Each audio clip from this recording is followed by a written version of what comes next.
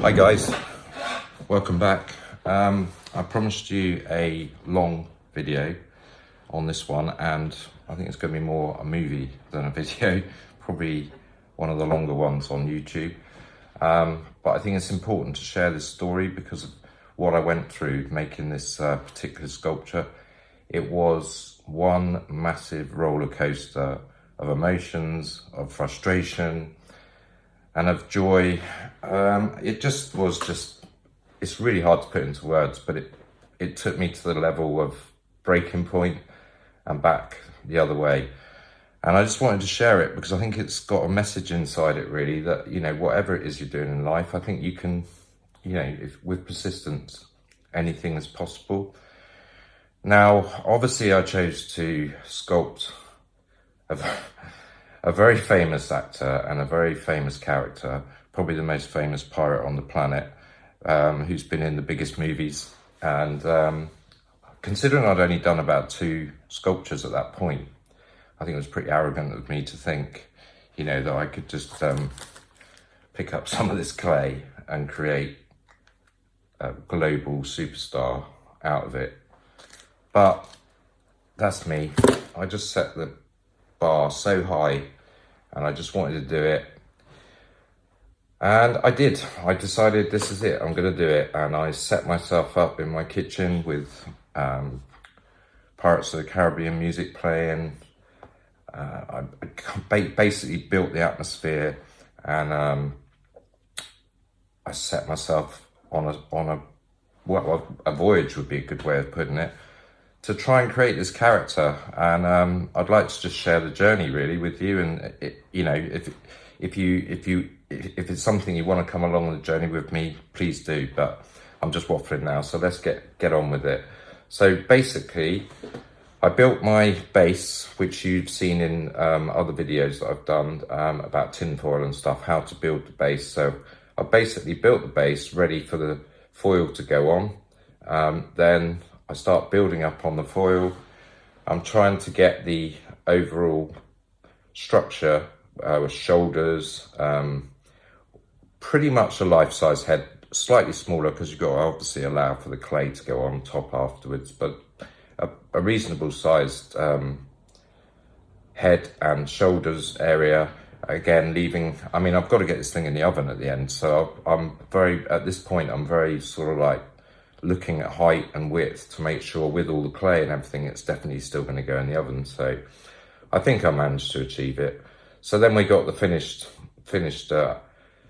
item, and then basically I'm ready to go with clay. So at this point I decided to, rather than go straight for the clay, I'd leave that for a little bit, because I think what it was, I was still slightly concerned about when I put all the accessories on the top of the sculpture, would it actually fit in the oven? So I thought probably best if I just built the accessories first, which was a kind of strange way to go about it, but that's what my head wanted to do. So here I am just getting set up to do some accessories.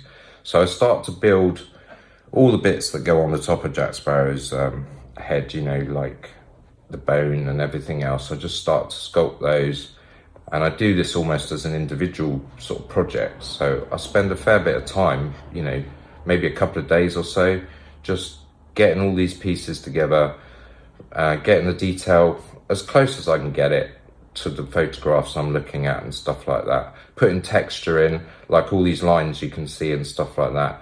Part of that is done with a knife, very gently, but also any, you know, like needles and stuff like that, you can get a lot of texture. So I wanted it to look really like bone, really wanted it to look as authentic as it could look. And then you see I'm wrapping the leather effect around and stuff like that. They were all done. Got those in the oven. I was going to set a timer for this, otherwise we could be here forever. Sorry about this. Let me just sort this out. Start. Right, because I need to keep an eye on the time, because this could run and run. So yeah. So then I carried on with a few other accessories for the outside of the sculpture. And these marks you can see, like where it almost looks aged, that's just pencil. just get yourself an ordinary pencil. Once you've made the lines with the needle, just get a pencil and just rub it into those areas, and it just gives it such an aged look. And the reason I'm telling you this now is because just before I started to film this, I thought actually some people might want to have a go at building this. So I'm trying to give you a bit more tips and tricks on how I got what I did, basically. And I'll continue to do that through the video.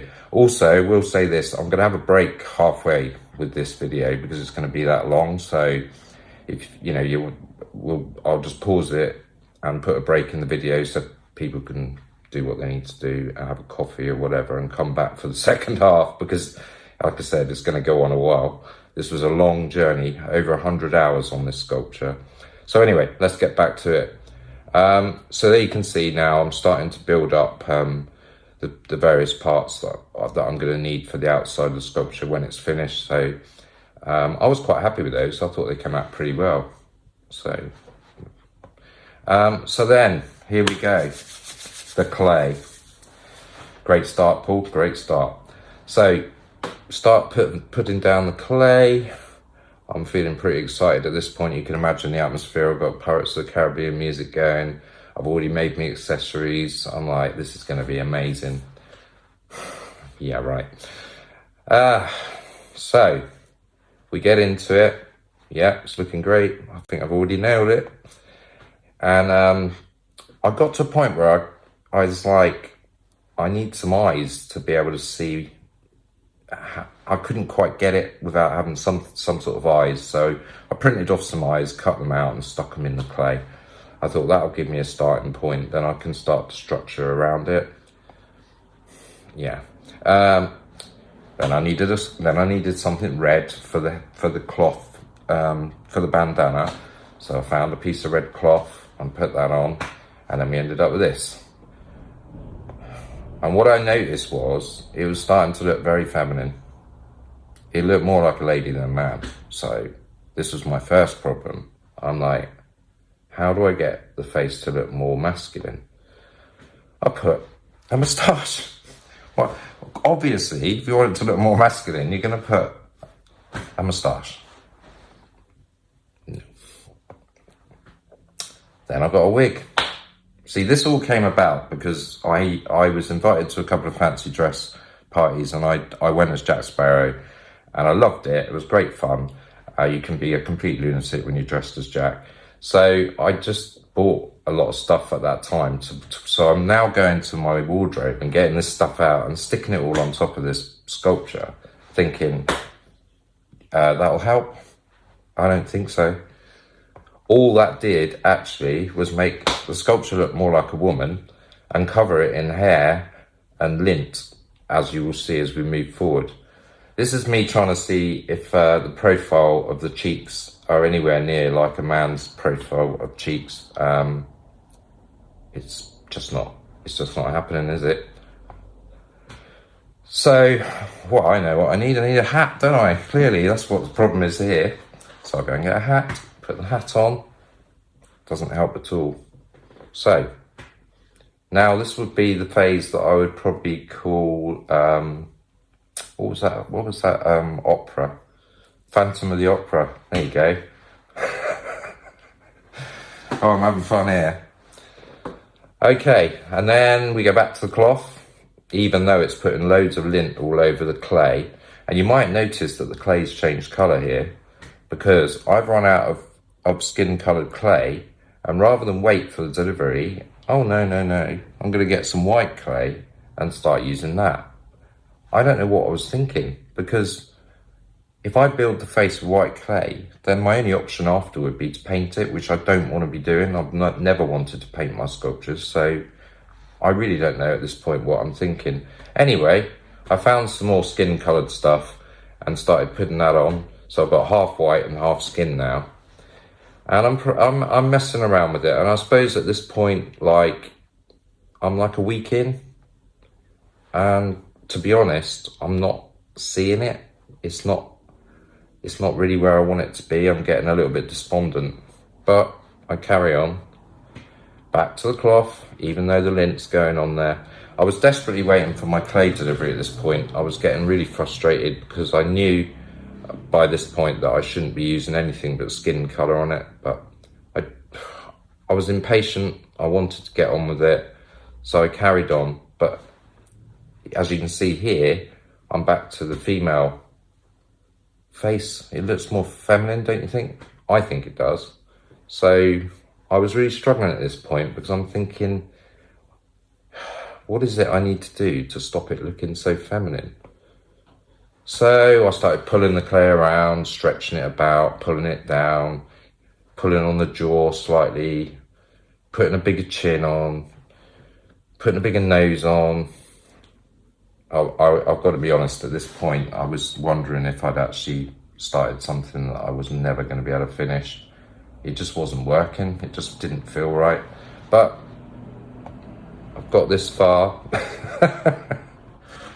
Now that's what I left in the kitchen when I went to bed that night. And I think I was like 2.5 weeks in at this point and losing faith.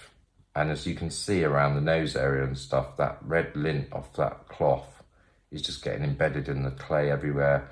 I still hadn't received my clay delivery, which was really frustrating me. So I actually woke up to the doorbell ringing, and it was the clay. Now, you'd think that was a great thing, right? Give a man clay. I started off, again, I started putting some clay down, back with the cloth, on the new clay now. I'm putting lint all over the new clay, which, again, don't know what I'm thinking, but I did need something to give that kind of profile. Because if you've just got a bold head, it's really hard to see the sculpture, how the head's gonna look. So I needed something, but I shouldn't have probably used that. That was a really bad idea. Yeah, so I played around with it for a bit longer. So you can see now that clay actually looks quite white there, but it isn't. But you can see just how much lint is getting over the clay. I could see something starting to happen at this point. I could see some signs of a character trying to come out, but not a massive amount. Anyway, that's what I left in my kitchen when I went to bed. And I've got to tell you, I went to bed feeling pretty upset because I couldn't see how I could do it. It just wasn't working, was it? I mean, look, what's that? I woke up in the morning, deep breath, and I played around with it, put some more clay on, and then there was this photo. Now, this photo I took is interesting because I honestly think, even though it's this early into the project, I honestly think that this photo is what made me finish this sculpture. Because if you actually look at it, there is a character there trying to come out. You can see there's some structure. There's something about that photo that did something to me, that made me want to carry on with this sculpture. I think without that photo, there was a very high chance I was just going to call it a day. But I could just see, I don't know what it is about it, but you can just see something trying to work. So, well, I've got no words for this. I know why I put the sunglasses on, because if you're ever going to do a life-size sculpture, using things that life-size people use, like glasses, is a really good way to check the distance between, on both sides, between where the glasses are sitting on the nose and the distance between each lens. So you've got your cheeks balanced out nicely, and how it sits on the bridge of the nose, and also how it runs to the ear area. So quite a cool tool to use for that side of it. Not that it really helped me, but again, even here, I don't know, there's something going on there, but it still wasn't right, obviously. Then I did this I made it like a clay. This is what happened in the end, because I had so much lint all over the clay. what I did was I made a clay, say fake bandana that I could place on it rather than using that cloth all the time, because it was just ruining all the clay. So I baked that off so it was hard, and then I just lay that against it every time I wanted to get a profile. So, and again, there's something trying to happen, but there's just, I don't know, it was just weird. There was something not quite right. So, like I said, give a man some clay, he will use way too much. Less is more. That's what I left in my kitchen when I went to bed. So I've made the clay bandana. I don't know what I was doing. It was a dark time for me. A lot of head scratching and a lot of wondering why I'd even started this in the first place. So another morning of waking up scared to death when I walk in the kitchen because I've got this looking at me, but still stayed determined. Still thought I could do something. Don't. What I decided to do was re-watch a video I watched a long time ago about facial structure and measurements. And then I went back to the sculpture to just do the measurements on this sculpture, and look, the right hand eye is where I had the eyes, and the left hand eye is where they should be, because I know it's weird, but your eyes are in the middle of your head. Don't ask me, I didn't make us, but our eyes are in the middle of our head. Yeah, so I was miles out, so there was no way I was ever going to get a profile with that. So, yeah, I played around with it. As you can see, all the lines all over the place here. I've got crosses where the eyes are, I've got across the forehead, down the cheeks, everything's going on there. I've got trying to work out where everything should be. Feeling a bit lost, to be honest. I mean, this is like four and a half weeks in, I think. 4.5 weeks, and this is what I've achieved. I'm like, this is nuts. So yeah, that's what happened. The very next morning, this is what I did. I just decided the face was the wrong shape, the head was the wrong shape, everything was wrong. In fact, if I'm truthfully honest, I was just having a bit of a moment. I just decided, and just grabbed hold of it and ripped it apart. I think I didn't do anything that day. I just felt sorry for myself. But it was still niggling me. It was still niggling me. That photo, the earlier photo, was still in my head. And I think that's it. That's what made me get back. The next morning, I said to myself, come on, Paul, you got to go. You got to do this. You've started now. You've got all the accessories made. You've got to do it. So, to be fair, it wasn't a great start here. I just started laying down some clay. I don't really understand, again, brain not working properly, why I'm using 2 or 3 different colours of clay. My head was really not working properly on this. But at least I put some more tin foil on. Oh, I think what it was, I built it up with some more tin foil to pull the face out a bit more. And then I was putting this thinner layer of clay on just to get rid of the clay that I pulled off of the last one, as a base layer, which in an earlier video you'd have seen me talking about how I do a thin layer of clay before I do the actual outer clay. So yeah, that's what I was doing there. Wow, what a day. What a day.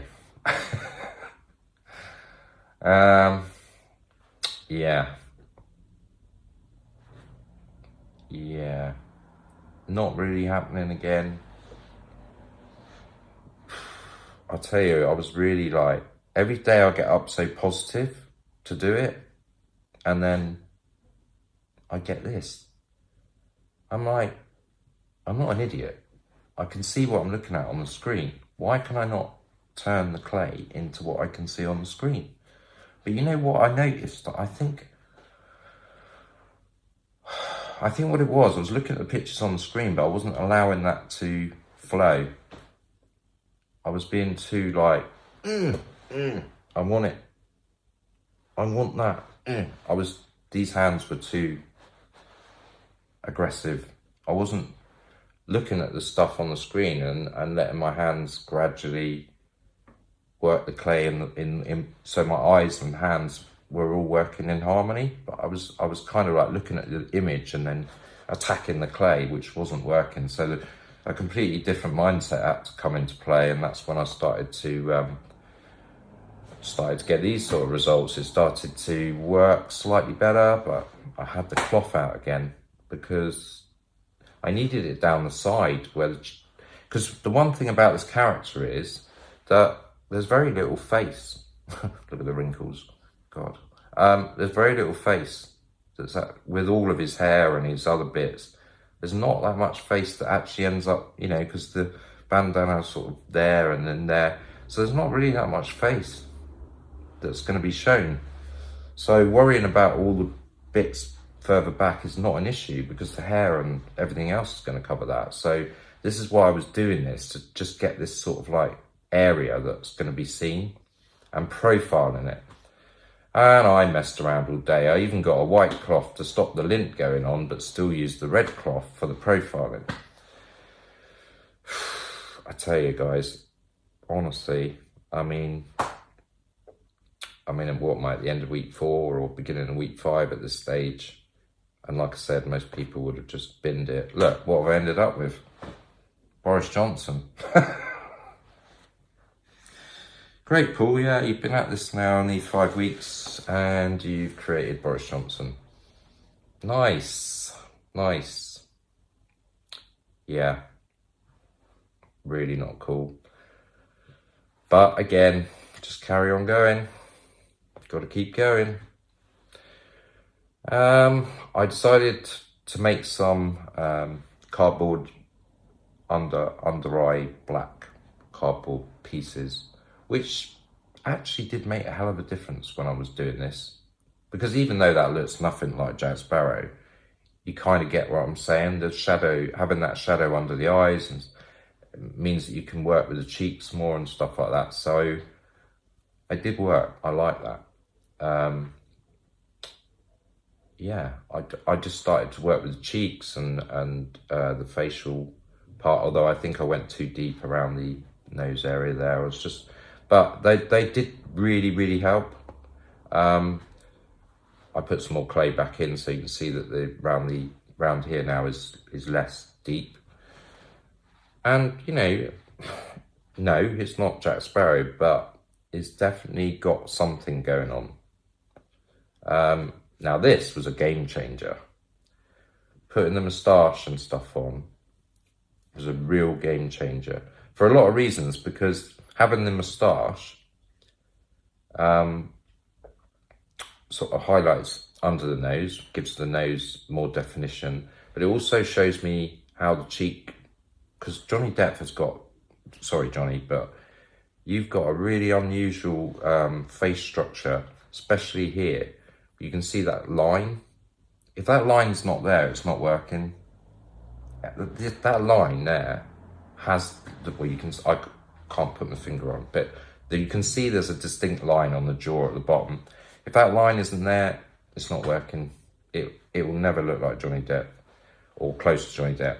I mean, let's just get one thing straight. This is my interpretation of Jack Sparrow. It's not supposed to look exactly like Jack Sparrow, because if I wanted that, I'd just buy a 3D printer and print one off. This is my interpretation of Jack Sparrow. But obviously, it does need to look or resemble Johnny Depp. So, yeah, that line, very important. So yeah, I just carried on using accessories and stuff to try and define the face a bit more. And to be honest, at this point, I'm starting to feel a little bit more happy, you know, because even though it's not there, something's definitely changed from the previous stuff I was doing. You see here, I mean, you know, there's definitely something going on. It just, again, these lines on his face, these these sort of like structured lines, which we all have. But if you're very famous like Johnny is, then obviously for me to sculpt, I need to be aware of those sort of things. And just including those in was making a real big difference for me. So yeah, I mean, I actually decided at this point, this was a really crucial point, but I decided at this point, rather than just keep working on the face all the time, that I would start working on the clothing and stuff like that. So as you can see, I've started to put the shirt sleeves and everything on, which again, in a way, changed the definition quite a lot. It made it all seem to come together. So I was getting even more excited at this point. Then I thought, well, I might as well just carry on with the face, and I did a little bit more on the face. I'm not sure whether I made any better changes there or worse, but I had a little bit more work done on the face. I did what I could, but then I thought, I'm going to start making some hair. I might not use it straight away, but this is how I did the dreadlocks. I basically rolled out some black clay, and then I got some brown clay and dotted that in between, and then rolled it all together, and then twisted it, and then pushed it together, twist and push, and it's kind of a weird effect, but it worked. I'll show you. You'll see in a minute. I'll show you some pictures of how it comes out. But I went back to the jacket, the waist jacket. I thought I'd do a bit with the waist jacket, a little bit with the face, a little bit with the waist jacket, a little bit with the face, and then my plan was then a little bit with the hair, a little bit with the face, a little bit with this, a little bit. So the face now has become something that I tweak rather than work on all the time. So as I'm going about what I'm doing, every now and again I'll just prod the face and change the profile slightly. But adding the extra bits while doing the face worked really well for me, because you kind of bringing it all together. So I was loving life at this point. I'm thinking like, I'm really making something happen here. Yeah, I just carried on, and as I say, I did all the waist jacket and shirt, carried on prodding the face. I made a few other little accessories that I wanted to put on it later as well. And the hair, I was carrying on working with the hair as well, because I knew, there we go, here's the hair. Now that's how I did it. Twist and push, black and brown, just twisting and pushing until it all started to look more like a dreadlock basically. And I had to make a lot of these, a lot.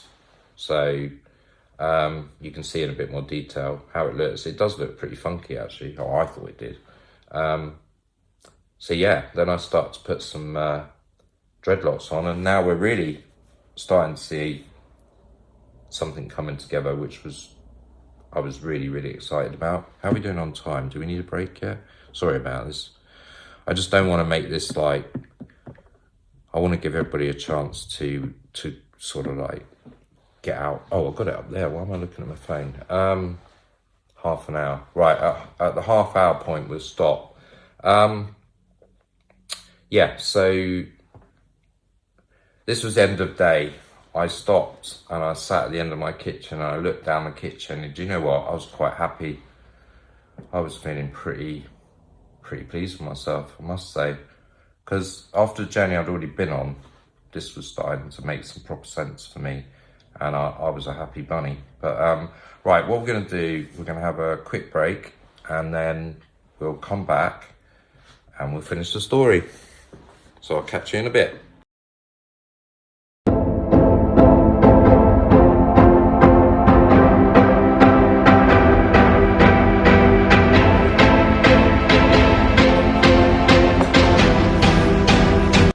Okay, let's carry on. So, long journey, huh? Hope you're all refreshed. Okay, so yeah, I was feeling pretty happy at this point, and I really felt like I was gaining some ground here. So I started to put the hair on. I mean, again, images are everything, you know. I was looking at the computer a lot and then transferring it onto the sculpture.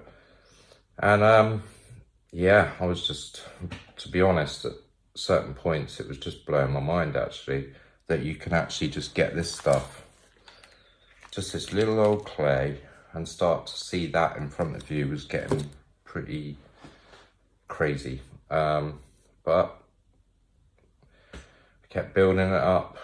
I'm still doing stuff to the face, by the way. As you can see here, I've put down actual clay for all the facial hair as opposed to the cardboard, which was interesting. Trying not to get black all over the skin is a nightmare.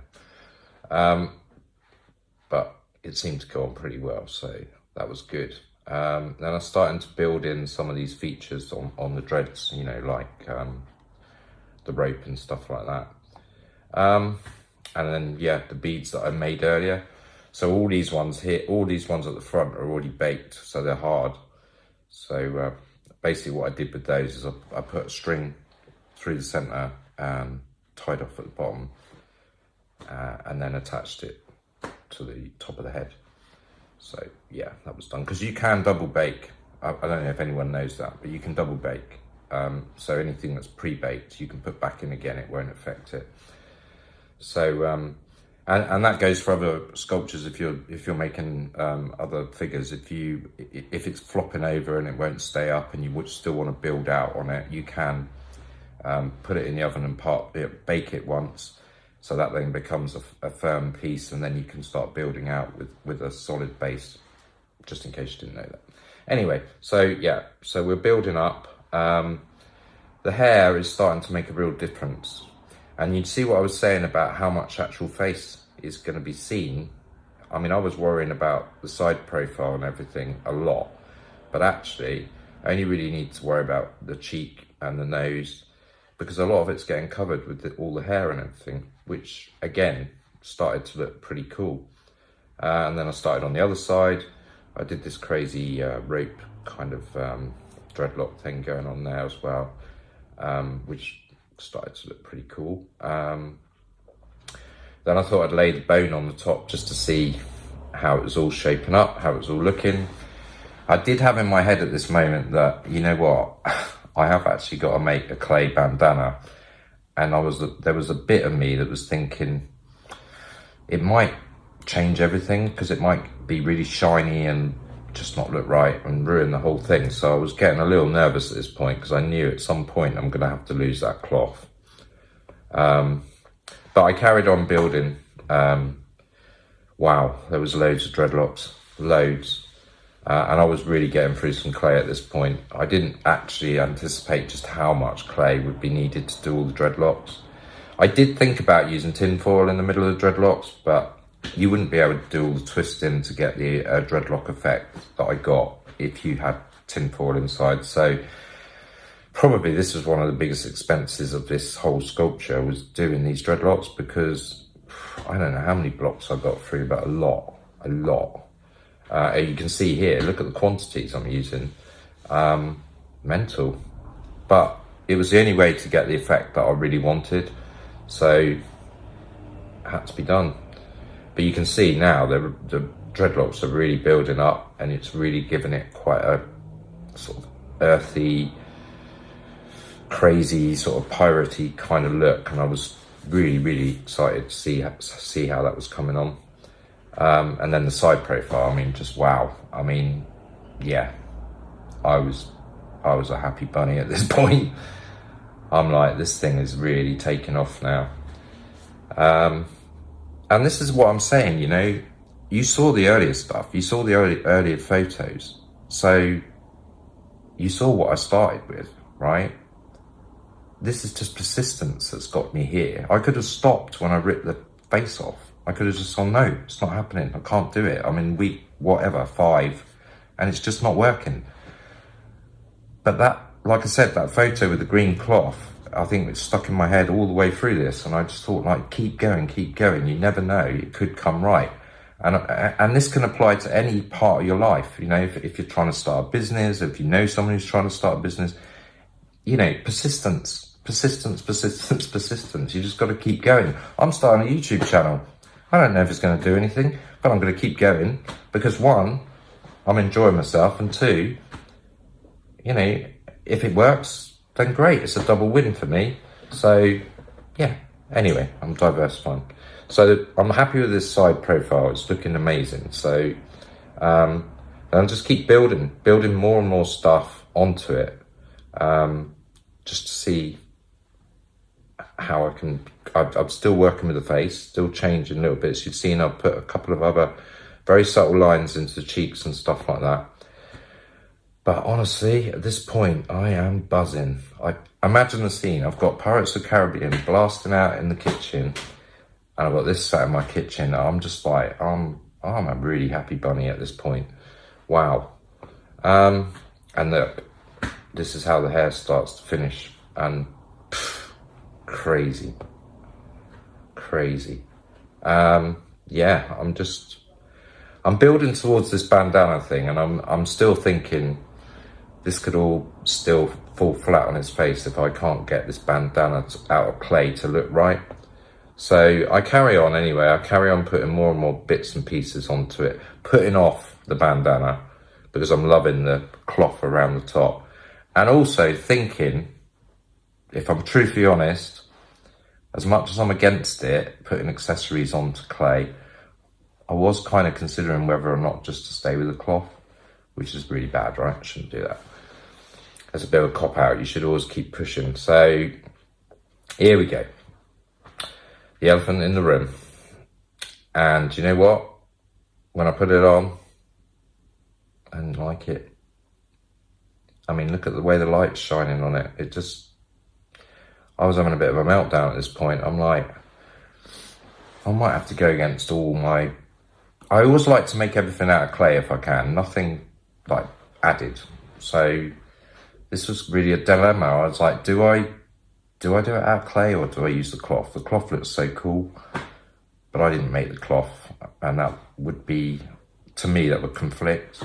Because I always try to do everything out of clay. I mean, these tigers' whiskers, I don't know if you can see them, they're really, really fine, but they're all clay.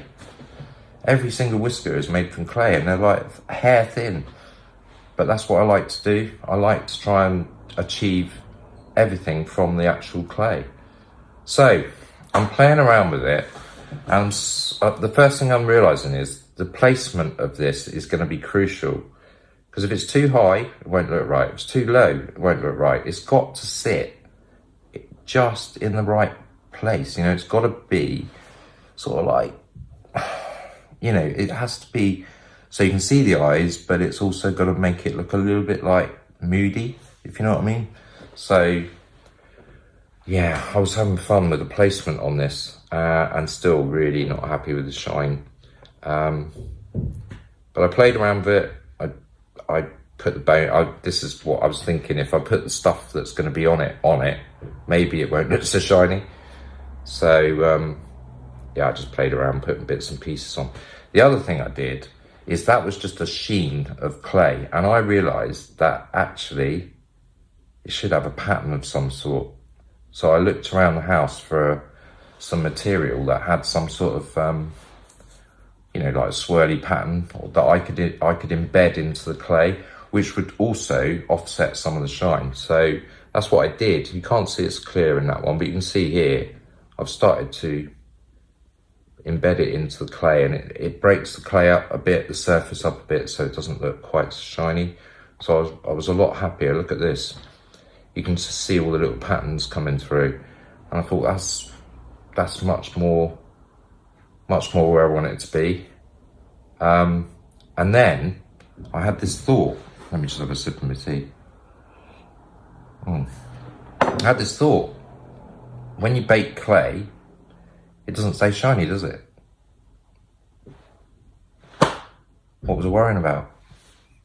So that's going to go matte when I bake it. That's going to go to a matte finish, and it's going to have pattern, and that's going to look super cool. So now I'm happy again. So every time I took photos now and I see that shine, I'm not worried, because I know that when that goes in the oven, that's gone. That's not going to be a thing. I don't know what I was doing here, but I did put a bit of like almost ginger hair on the top there. I think it was to try and tie in with the sides where you got the to show where the dreadlocks are coming from in the different colours. Yeah, I think that's what I was doing, but I wasn't very happy with that, so I had to do some more work with it. But yeah, oh yeah, that's right. I put the bone on at this point because I needed to anchor it underneath the bandana, otherwise, because it's quite a big thing and it's pre-cooked as well, I needed to get it really wedged in there before I start putting any other stuff around it, because trying to put it on at the end would not really work. So that was a bit of a challenge actually, because once that's there, trying not to knock it as you're working on sculpture was interesting. I'm not gonna lie, I did knock it a few times. But you can see what I did. I put the other one on the other side, and then I started to build the hair up a little bit over the top of the bandana because I just felt it was all too exposed, and that's when it started to make more sense. I mean, honestly, this photo, it still gets me now, actually. I can't believe it. I mean, the journey and this bloody clay. Ooh, this clay, I mean, just this clay. Just a block of clay, you know, just blocks of clay. This stuff, you know. Look, what, you know, it's just mental. I felt really emotional at this point, even though it's not exactly like Johnny Depp, it's not exactly like Jack Sparrow, it's only my interpretation. It hit me. I just thought, like, wow, it's really come together, you know.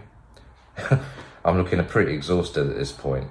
Yeah, that's me with my short hair, and yeah, I started researching pirates way before I did this sculpture, and I started, as I said, I went to a couple of fancy dresses and stuff like that. Really loved the whole pirate thing. Really loved how they existed in the past, and I kind of felt that I had a lot of links to pirates myself in the way I am. I'm sure a lot of people wouldn't argue with that.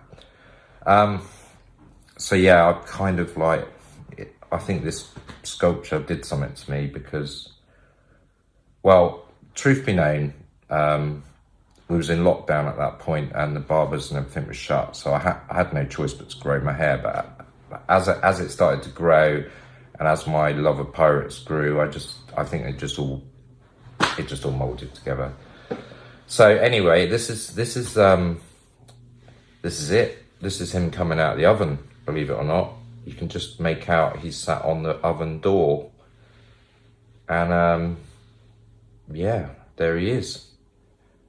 All them weeks and weeks and hours and frustration and pain and suffering and doubting, and there he is, sat on my oven door, Mr. Sparrow.